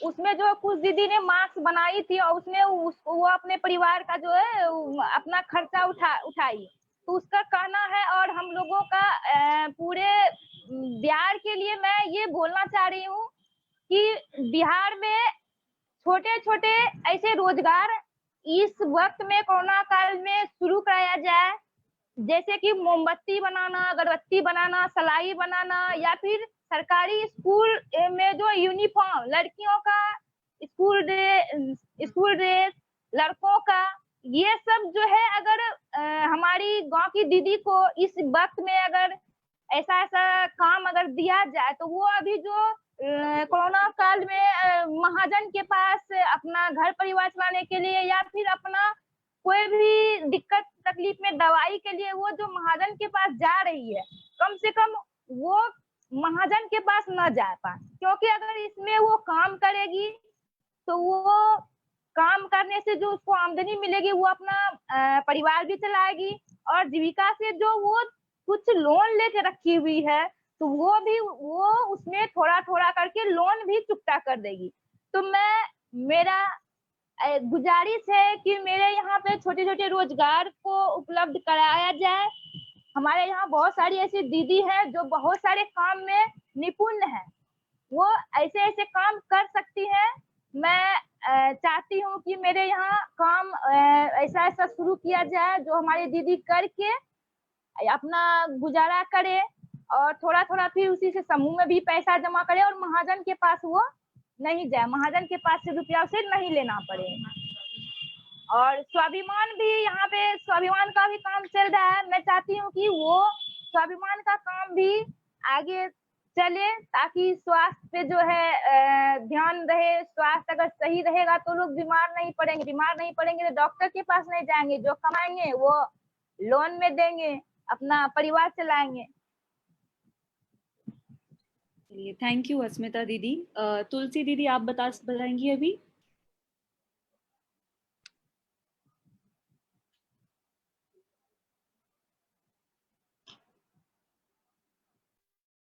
अपने आप को अनम्यूट कीजिए। हाँ मैडम। मैडम थोड़ा क्वेश्चन जो बोल रहे थे वो थोड़ा बोल दीजिए, मैं बोल दूंगी। अच्छा, नहीं, मैं पूछना चाह रही थी, आज जो हमने बातचीत की है, हाँ। इनके लिए, इन समस्याओं के लिए आपके पास कोई सुझाव है क्या जो आप देना चाहेंगी? हाँ मैडम, सबसे पहले तो मेरे गांव में एक प्रॉब्लम है, जो आयरन टैबलेट और जो हमारा कैल्शियम टैबलेट जो महिला को, किशोरी को मिलता है, वो सफिशिएंट के तरफ से नहीं मिलता है। अगर सरकार की तरफ से ये महीने में हर रोज मिलेगा तो हमारे गांव में जो टारगेट ग्रुप है उनका खून की कमी नहीं होगा। और दूसरा, हम जब मीटिंग करने जाते हैं तो किसी के बाहर बैठ के मीटिंग करते हैं या स्कूल के बाहर बैठकर मीटिंग करते हैं। इसी से हमको बहुत तकलीफ होती है, क्योंकि अभी तो बारिश के मौसम में अभी तो कोरोना का परिस्थिति में ऐसे भी सामना भी करना पड़ता है। किसी का बाहर बैठूं तो गीला हो जाता है, तो बहुत तकलीफ है, बहुत दिक्कत आती है। तो सरकार से हमारा यही एक निवेदन है कि सरकार की तरफ से अगर सबके क्लस्टर में एक स्वाभिमान का एक ऑफिस होने से हमको काम करने में और ज्यादा आसान हो जाएगा। ओके, चलिए, थैंक यू। ललिता जी, आपके यहाँ से कोई सुझाव? जी, मैं तो बस यही कहना चाहूंगी, जैसे अभी हम लोग महामारी के दौरान जो मास्क वितरण किए, कई घर में हम लोग ने चावल पहुंचाया, तो ये सिर्फ हम लोग एक दो के बीच में ही हुआ। मेरा एक ग्राम संगठन भवन है, उसमें अगर हम लोगों को इंटरनेट जैसे लैपटॉप हो गया, कंप्यूटर हो गया, टीवी हो गया, बिजली हो गया, अगर इस चीज का हमको सुविधा दिया जाए तो हम लोगों को, अभी कोरोना पता नहीं कब छूटेगा, तो हम अगर हमारे कैडर लोगों के पास भी अगर मोबाइल फोन हो, जैसे बैलेंस का भी सुविधा दिया जाए, इंटरनेट का भी सुविधा दिया जाए, तो हम कैडर लोगों के माध्यम से हमारे ग्राम संगठन में अगर रहेगा तो हम उसके माध्यम से हम काम अच्छे से कर पाएंगे। चलिए, thank you. Sajni Chechi, are you here? Can you hear? She's back. I can see her. Hello. ചേച്ചി, സജിനി ചേച്ചി കേൾക്കുന്നുണ്ടോ? We lost her. You can go ahead. Okay, all right. So कुछ हमारे पास ऑडियंस से कुछ सवाल हैं, उन्हें हम पूछते हैं अभी। ललिता दीदी, आपके लिए एक सवाल है कि आपके गांव में एम्बुलेंस नहीं था क्या, जो आप अभी बता रही थी आपको गाड़ी मंगवाना था? एम्बुलेंस क्यों नहीं मंगवाया आपने? तो अभी जैसे कि एम्बुलेंस तो अभी कोरोना महामारी में कभी यहाँ कभी वहाँ, तो एम्बुलेंस में हमारे है वहाँ, लेकिन उस सिचुएशन में कहीं और लगा था एम्बुलेंस, तो एम्बुलेंस है, बस यही परेशानी है कि अगर हम लोग को जो ये अभी जो मैं बोली आप लोगों को कि कंप्यूटर, इंटरनेट, अगर टीवी या तो मोबाइल से हम लोग से हमको काम करने में आसानी होगी।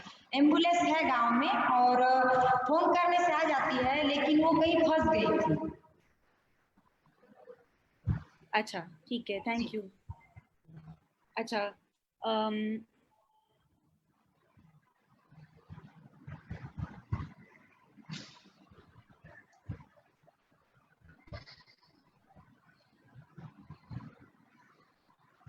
ये आपके गांव में जो गर्भवती महिलाएं हैं और जो शिशुवती महिलाएं, इनके लिए खास क्या मतलब क्या प्रोविजन या क्या सुविधा की गई थी एसएचजी और वीओ की तरफ से? ललिता दीदी, ये सवाल आपके लिए आया है ऑडियंस से।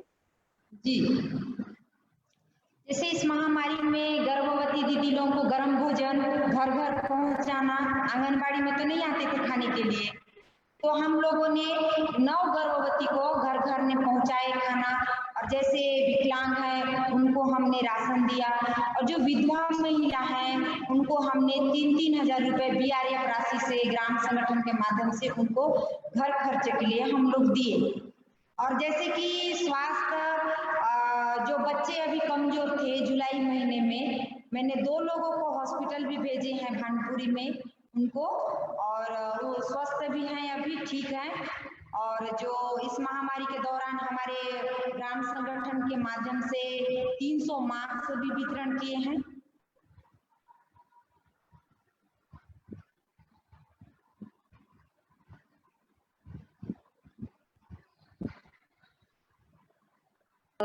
I just like to tell everyone, please put your questions in the chat box. Is Sajini ji back? Hello. Okay.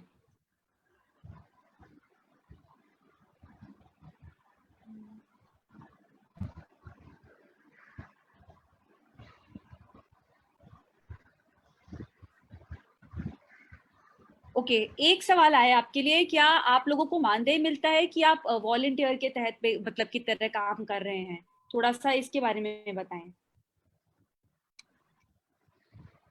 मेरे को है ललिता भी पूछ रहे हैं। तीनों के लिए है एक्चुअली सवाल। थोड़ा बताइए, जो कोरोना के लिए आप बहुत कुछ काम कर रहे हैं, इसमें क्या स्थिति है इसकी? हम लोग तो जैसे कोरोना के महामारी में हम लोग अपना मानदेय के लिए काम नहीं किए थे, हम लोग ऐसे ही काम करते हैं, लेकिन हम हमारा मानदेय बनता है। हम लोग अलग रिपोर्ट देते हैं, जैसे मानकुल में जुड़े हैं हम लोग, जेंडर में जुड़े हैं, जेंडर का काम करते हैं तो जेंडर के लिए रिपोर्ट बनाते हैं, उसका मानदेय मिलता है। लेकिन हम लोग जो कोरोना के महामारी में जो हम लोग काम किए, घर घर पहुंचाए, किशोरियों को हमने स्टेपरी भी वितरण किया था। लगभग हमारे घोटिया क्लस्टर के अंतर्गत हमने 33,000 स्टेपरी वितरण किए थे, मैं खुद की थी। और हम इनका मानदेय हमको नहीं मिला था, हम एक सहयोग के रूप से किए थे।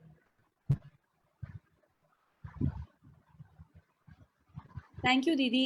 एक और सवाल आया है, तीनों के लिए है। अगर गांव के लोगों को, खास करके जो गर्भवती महिलाओं को अस्पताल आंगनवाड़ी जाने का डर हो कोरोना की वजह से और वो नहीं जाती हैं, तो समूह की दीदी किस प्रकार सहायता करती हैं?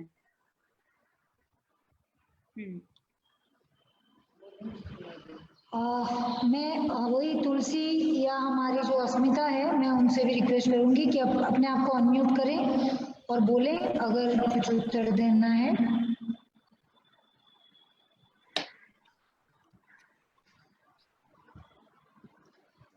तुलसी या अस्मिता? तुलसी दीदी, आप पोषण सखी आप बोलना चाहेंगी? मैडम, हाँ बोलिए। मैं बोलना चाहूंगी क्योंकि ये कोरोना परिस्थिति में जो गर्भवती महिला है, जो मेडिकल उनका जो 9 महीना हो चुका है, वो नहीं आना चाहता है, क्योंकि ये शायद मेडिकल के अंदर बहुत सारे लोगों किसी का वो डर उसका मन में रहता, लेकिन हम उसको समझाते हैं, आशा दीदी और आंगनबाड़ी दीदी के साथ मिलकर उनको समझाते हैं कि अगर गांव में तो कोई भी सुविधा नहीं है, गांव में अगर कोई भी तुम्हारा खून की कमी हो सकता है, या तुम्हें और कुछ भी सहायता की जरूरत तो गांव में नहीं मिलेगा ना। इस तरह से उनको समझाते हैं और हम मेडिकल लाके मेडिकल में उसका एडमिट भी करते हैं। Thank you. Sajani ji, Sneha, I request if you could ask this question. It says, are there particular things that they started doing during this period which they would like to take forward in the future? What solutions did they find during this time of Corona? If you could ask Sajani ji. Sajni ചേച്ചി, ഞങ്ങൾ ഇപ്പോൾ കുറെ last 4-5 months കുറെ activities ചെയ്തിട്ടുണ്ടല്ലോ. അപ്പോൾ ഇപ്പോൾ വരുന്ന സമയം ഇതിന് ഏതാണ് ഏറ്റവും മുഖ്യം നമ്മൾ കണ്ടിന്യൂ ചെയ്യണം അങ്ങനെ ആലോചിക്കുക? മാം, ഞാൻ കുറച്ച് സമയം ഇതിന്ന് ഔട്ടായി പോയായിരുന്നു, എനിക്ക് ഒന്നും കേൾക്കാൻ പറ്റണ്ടായിരുന്നില്ല. ശരി, ഇപ്പൊ ഞങ്ങൾ കുറച്ച് കൺക്ലൂഡ് ചെയ്യാണ്. അപ്പൊ ഇതുവരെയും ചെയ്ത പണിയൊക്കെ ഏറ്റവും ഇമ്പോർട്ടന്റ് ഏതാ, ഇത് കൊറോണ സമയം മാറി കഴിഞ്ഞിട്ടും നമ്മൾ അത് കണ്ടിന്യൂ ചെയ്യണമെന്ന് എന്താ ചേച്ചി ആലോചിക്കുന്നത്? അതായത് കൊറോണ പീരീഡില് നമുക്ക് ലോക്ക്ഡൌണിന്റെ സമയത്ത് നമ്മുടെ അയൽക്കൂട്ടങ്ങളെല്ലാം നമ്മൾ കൂടെ ഉണ്ടാകുന്നൊരു ഇൻസ്ട്രക്ഷൻ കൊടുത്തായിരുന്നു. പിന്നീട് നമുക്ക് മനസ്സിലായി ഈ മഹാമാരി പെട്ടെന്ന് അവസാനിക്കത്തില്ല എന്ന് നമുക്ക് മനസ്സിലായി കഴിഞ്ഞപ്പോ നമ്മൾ എല്ലാവരെയും ആഡ് ചെയ്തുകൊണ്ട് ഒരു ഗ്രൂപ്പ് ഉണ്ടാക്കുകയും ഒരു സൈബർ ജാലകം പോലെ അതിലേക്ക് നമ്മുടെ day to day affairs, messages, news എല്ലാം നമ്മളൊരു ക്വസ്റ്റ്യനിയർ പോലെ ഇട്ടുകൊടുക്കുകയും ചെയ്തു. അതിനുശേഷം നമ്മൾ അയൽക്കൂട്ട അംഗങ്ങളെ കൊണ്ട് അതിനെല്ലാം ആൻസർ ചെയ്യിപ്പിക്കുകയും അവരെ നമ്മൾ ഇങ്ങനെ ബോധവൽക്കരണം ചെയ്യുകയും ചെയ്തു. പിന്നീട് നമ്മൾ വാട്സപ്പ് വീഡിയോ കോൾ വഴി അല്ലെങ്കിൽ അയൽക്കൂട്ട പ്രസിഡന്റിന്റെ വെർച്വൽ മീറ്റിംഗ് വഴി അയൽക്കൂട്ട പ്രസിഡന്റ് എല്ലാ അയൽക്കൂട്ട അംഗങ്ങളെയും വിളിച്ച് വിവരം അറിയിക്കുകയും ആ NSC മെമ്പേഴ്സ് അവരുടെ ഫാമിലി മെമ്പേഴ്സിന് അവരുടെ ഫാമിലിയിലെ കാര്യങ്ങളെല്ലാം ഷെയർ ചെയ്യുകയും അതിനുശേഷം അവര് തൊട്ട് പരിധിയിൽ വരുന്ന അയൽക്കൂട്ടത്തിൽ ഇല്ലാത്ത അംഗങ്ങളെ കൂടി അവർ കാര്യങ്ങൾ ഷെയർ ചെയ്യുകയും ചെയ്തു. അപ്പോൾ സ്ത്രീകളെ സംബന്ധിച്ച് അവർക്ക് ഫിനാൻഷ്യലി ബുദ്ധിമുട്ട് വരുന്ന സമയമായിരുന്നു. അതുകൊണ്ട് നമ്മൾ മുഖ്യമന്ത്രിയുടെ CMHLS ലോൺ കേരളത്തിലെ 2000 കോടി രൂപ ഡിസ്ട്രിബ്യൂട്ട് ചെയ്തു അംഗങ്ങൾക്ക് അവരുടെ ഡേ ടു ഡേ അഫയേഴ്സിന് വേണ്ടിയിട്ട്. അതിനേക്കാൾ ഉപരി അഗ്രികൾച്ചർ ഡിപ്പാർട്ട്മെന്റുമായിട്ട് സഹകരിച്ച് എല്ലാ വീടുകളിലേക്കും പച്ചക്കറി വിത്തുകള്, പച്ചക്കറി തൈകള്, മീൻ വളർത്താനുള്ള മീൻ കുഞ്ഞുങ്ങള്, പശു, കോഴി, ആട്, അങ്ങനെ പലതരത്തിലുള്ള ആക്ടിവിറ്റീസ് നമ്മൾ അവരുടെ ഇൻകം റേസ് ചെയ്യാൻ വേണ്ടി കൊടുത്തു. അപ്പൊ ഈ കാര്യങ്ങളെല്ലാം ट्रांसलेट ചെയ്യട്ടെ. ഒരു മിനിറ്റ്. सो व्हाट दीदी ये कह रही है कि हम लोग ने जब लॉकडाउन शुरू हुआ था तो काफ़ी रिलाई किया टेक्नोलॉजी के ऊपर, व्हाट्सएप वीडियो मीटिंग्स, और उसी में हमने क्वेश्चनर्स बनाए, जानकारी इकट्ठा की और लोगों को जानकारी भी देना शुरू किया व्हाट्सएप ग्रुप्स के तहत। उसी से हमको पता चला कि हमको कहीं कहीं से फंडिंग भी मिल सकती है। सीएम फंड के थ्रू हमने 2 करोड़ रुपए भी इकट्ठा किए इन एक्टिविटीज़ को कंटिन्यू करने के लिए। फिर हमने विलेज पंचायत के थ्रू भी इनका जो फंड्स जनरेट किए उससे हमने काफ़ी छोटे छोटे एक्टिविटीज़ सपोर्ट किए हैं हमारे फेडरेशन के तहत, और हम चाहते हैं कि इन्हीं एक्टिविटीज़ को आगे भी कंटिन्यू करना चाहिए। ശരി ചേച്ചി, വേറെ എന്ത് പറയാനാ? നേരെ നമ്മൾ ഇപ്പൊ കുട്ടികൾക്ക് എല്ലാം വീടുകളിൽ ഇരിക്കുമ്പോൾ നമുക്ക് ഓൺലൈൻ ക്ലാസ്സസ് ആണ്. അപ്പൊ നമ്മൾ NHC വഴി സർവേ നടത്തിയ അയൽക്കൂട്ട അംഗങ്ങളുടെ കുട്ടികൾക്ക് ലാപ്ടോപ്പോ ടിവിയോ സൗകര്യം, ഫോൺ സൗകര്യം ഇല്ലാത്തവർക്ക് നമ്മൾ സ്പോൺസർഷിപ്പിലൂടെ അതെല്ലാം എത്തിച്ചു കൊടുത്തു. ഇപ്പൊ നമ്മൾ KSFയുമായിട്ട് ലിങ്ക് ചെയ്തുകൊണ്ട് കുടുംബശ്രീ അംഗങ്ങളുടെ മക്കൾക്ക് വേണ്ടിയിട്ട് ലാപ്ടോപ്പ് ഡിസ്ട്രിബ്യൂഷൻ ആണ് ഇപ്പൊ നമ്മൾ ചെയ്തുകൊണ്ടിരിക്കുന്നത്. कुटुंबश्री के तहत उन्होंने ये जाना कि अभी आने वाले दिनों में ऑनलाइन एजुकेशन की बहुत बड़ी ज़रूरत है, इसलिए अगर लोग अपना മന്ത്ലി लैपटॉप 200 റുപ്പീസ് വെച്ച് അടച്ചിട്ടാണ് നമ്മൾ ഇത് ചെയ്യുന്നത്. और मेंबर्स 200 रुपीस दे रहा हूँ. 500 rupees per month. After 3 months, they got a laptop. After they pay 1,500 rupees, they got a laptop and they continue the amount repaying. शरी तो 500 पर मंथ के बेसिस में 3 महीने के लिए अगर वो लोग जमा करते हैं तो उनको एक लैपटॉप दिया जाता है जिससे बच्चों का एजुकेशन कंटिन्यू हो सके। ये भी उन्होंने अभी एक नया एक्टिविटी शुरू किया। ओके, 2 और छोटे सवाल हैं। एक ललिता दीदी आपके लिए, जब मतलब सामग्री नहीं आती या खाने की दिक्कत होती है या फिर ये जो VHSND होता है इसको जब आयोजित नहीं किया जाता है तो क्या आप ब्लॉग या कहीं पे भी बताती हैं क्या? कभी आपने बताया है?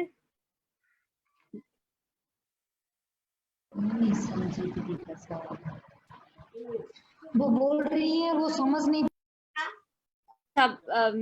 भारती आप पूछिए ये सवाल। कभी उन्होंने ये बात उठाई, उनको मौका मिला एक्चुअली ये बात उठाने के लिए डिस्ट्रिक्ट या ब्लॉक एडमिनिस्ट्रेशन के सामने? हाँ, वो एक्चुअली ललिता दीदी जो नेहा दीदी बता रही है कि जब आपने देखा कि आपके गांव में आपकी जो आंगनवाड़ी में हर महीने जो उसको बोलते हैं टीकाकरण दिवस या आरोग्य दिवस जो बोलते हैं, जो हमारी माँ और बच्चों के लिए जो सारी टीका और आयरन की गोली जितनी भी समस्याएं होती है या वो राशन ले लो, जो भी ऐसी सारी समस्याओं को लेके आपने कभी अपनी ब्लॉक में या अपनी जैसे ग्राम पंचायत में इन सारी जगह पे कभी इसके बारे में बताए हैं समस्या होती है करके? जी, टीकाकरण और जो गर्भवती महिला के लोग के लिए आयरन गोली या चाहे किशोरी लोग के लिए वो रेडी टू ईट, गर्भवती लोग के लिए रेडी टू ईट, ये सब तो हमारे आंगनबाड़ी स्वास्थ्य केंद्र में मिलता ही है। लेकिन आंगनबाड़ी कार्यकर्ता काम अच्छे करती हैं, हम लोग के साथ भी सहयोग करती हैं, हम भी उनका सहयोग करते हैं। लेकिन जब कोरोना महामारी में अभी 28 मार्च को जब सूखा राशन वितरण हो रहा था तो हमारी जो आंगनबाड़ी कार्यकर्ता दीदी हैं उन्होंने उनको उनके खुराक के हिसाब से राशन नहीं दिया था।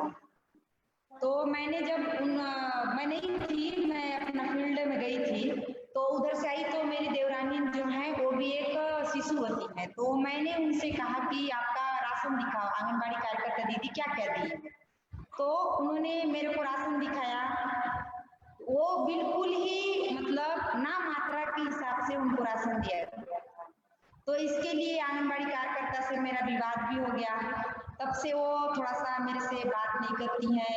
मैं उनको कहा कि अभी जैसे कोरोना का महामारी है, गर्म भोजन भी लोग खाने नहीं आते हैं, घर में इतना तकलीफ है, इनको अंडा जो घर में अंडा जो इनको देने का होता है वो भी इनको नहीं मिलता है, और आप जो इनके लिए जो सूखा राशन आया है उसको भी आप अच्छे से वितरण नहीं कर पा रहे हो, नहीं कर रहे हो। तो इसके बीच में उनके साथ मेरा विवाद हुआ था। और जो टीकाकरण है, जो कमजोर गर्भवती है, कमजोर शिशुवती है, चाहे वो किशोरी हो, इन सभी के लिए हम लोग हमारे आलवाही गांव में तो नहीं होता है टीकाकरण, डायरेक्टली वो घोटिया भेज देती हैं तो वहां मैं चली जाती हूँ।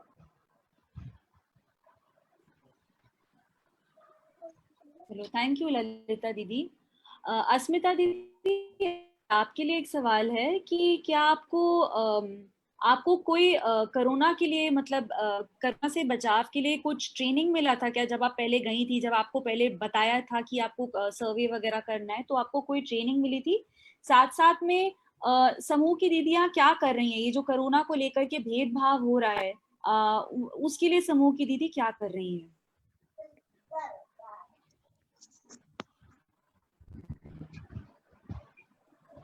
अस्मिता दीदी, सवाल आपके लिए था।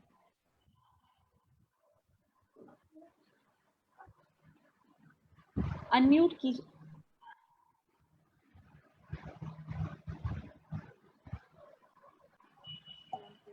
हाँ, बोलिए। एक बार क्वेश्चन फिर से दीदी। अच्छा, ये जब आप सर्वे करने गई थी राशन कार्ड वगैरह, जैसे आपने शुरू में बताया कोरोना के बचाव के लिए, आप से बचाव के लिए आप लोगों को आपको कोई इसके लिए कोई साथ में कुछ मतलब मास्क वगैरह कुछ आपको दिया था क्या, जिससे आप खुद सुरक्षित रह पाती? साथ साथ में जो कोरोना की वजह से भेदभाव हो रहा है, इसके लिए इसको देखने के लिए समूह की दीदियां क्या कर रही हैं? जी, हम लोग जब सर्वे के लिए जाती थी तो हम लोगों को हाथ में पहनने के लिए और मास्क, सैनिटाइजर, रजिस्टर, कलम अपना मिला था, और हम लोग उससे ही यूज कर रहे थे। और हम लोग को साफ सफाई या दूसरे से कितना दूरी बना के रखना, ये तो स्वाभिमान के जरिए हम लोग को बताया गया था। और साथ में जब सर्वे के लिए गई थी तो मुझे सैनिटाइजर और ग्लव्स और मास्क मिला हुआ था। और एसएचजी में कोरोना को लेके भेदभाव तो है, भेदभाव के ही कारण जो है अभी एसएचजी की दीदी जो है एक जगह एकजुट नहीं हो रही है। इसके लिए अगर स्वाभिमान के तरफ से कुछ बताया भी जाए उसके स्वास्थ्य के लिए, या गर्भवती महिला को हो या धात्री महिला को, तो उसको जो है मोबाइल नंबर से फोन करके ही बताया जा रहा है। वो बैठना नहीं चाह रही है, सबको डर लगा है कि मैं वहां पे जाऊंगी और भी दीदी आएगी, उसे कोरोना है क्या है, समूह में बैठना नहीं चाह रही है, तो वो मोबाइल के नंबर के द्वारा ही उससे समझा रही है।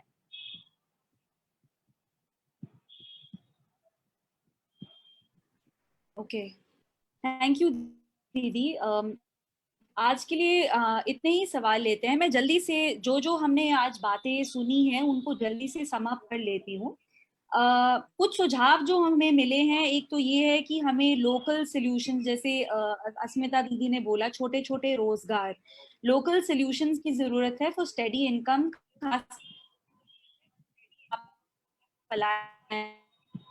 Money order economy.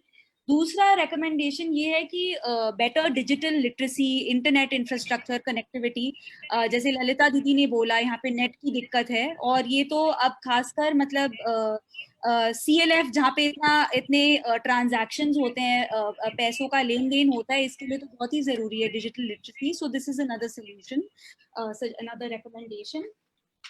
साथ साथ में VO के लिए भवन, शायद तुलसी दीदी ने बोला था कि मतलब मीटिंग कंडक्ट करने के एक ऐसा जगह चाहिए जहाँ पे हम लोग बैठ करके बातचीत कर सके। Sorry, I will switch on my video. साथ साथ में हम ये भी कहना चाहेंगे कि जो दीदी लोग कर रहे हैं उसको रिकॉग्नाइज किया जाए, और साथ साथ में जैसे मानदेय की बात उठ के आई थी, उनको जो मिलना चाहिए वो चीज मिले। कुडुमश्री के एग्जाम्पल से हमने देखा कि कैसे एक इंस्टीट्यूशन, एक मेच्योर इंस्टीट्यूशन जो है वो एक बड़े से किचन को खुद सजनी दीदी ने बताया कि उन्होंने फंड्स कैसे मोबिलाइज किए, कैसे उन्होंने खुद एमएलए से बात करके, विलेज काउंसिल से बात करके फंड रेज किया कम्युनिटी किचन चलाने के लिए। साथ साथ में हमने ये फार्मिंग प्रैक्टिसेस हैं, जैसे अस्मिता दीदी ने बताया, जब बाढ़ आती है या फिर जब भी कोई इमरजेंसी का सिचुएशन होता है तो इन चीजों से हमें खाद्य सुरक्षा मिल सकता है। साथ साथ में हमें ये भी पता चला है कि जो जरूरी स्वास्थ्य को लेकर के जानकारी है, इनको सामने मतलब इनको ज्यादा स्ट्रेंथन करने की जरूरत है, क्योंकि आजकल समूह में स्वास्थ्य को लेकर के ज्यादा बातचीत हो रही है। साथ साथ में हमारे माइंड में एक ये भी सवाल उठा कि जो जेंडर है, जो महिला पुरुष में जो भेदभाव है, चाहे घर में हो या वर्क प्लेस पे हो, इससे हमारे काम करने पे इसका क्या असर होता है। अगर हम महिला होते हैं तो हम कुछ काम कर सकते हैं, अगर हम महिला हैं तो घर को भी संभालना होता है और काम को भी देखना होता है। तो ये भी हमें सुनने को मिला। तो थैंक यू, आप लोगों ने हमें अपना समय दिया, और इन्हीं चीजों को हम 21 तारीख के मीटिंग में देखेंगे। अलग अलग लेवल से, स्टेट से, ब्लॉक से लोग आ रहे हैं, कुछ समाज सेवी संस्था से भी आ रहे हैं, वो बताएंगे, अपनी राय देंगे इस पर कि और आपकी सुझाव भी सुनेंगे और इस पर चर्चा करेंगे। थैंक यू, आपने अपना हमें टाइम दिया, and I would like to hand this over to Sumegha now to close please. Thank you.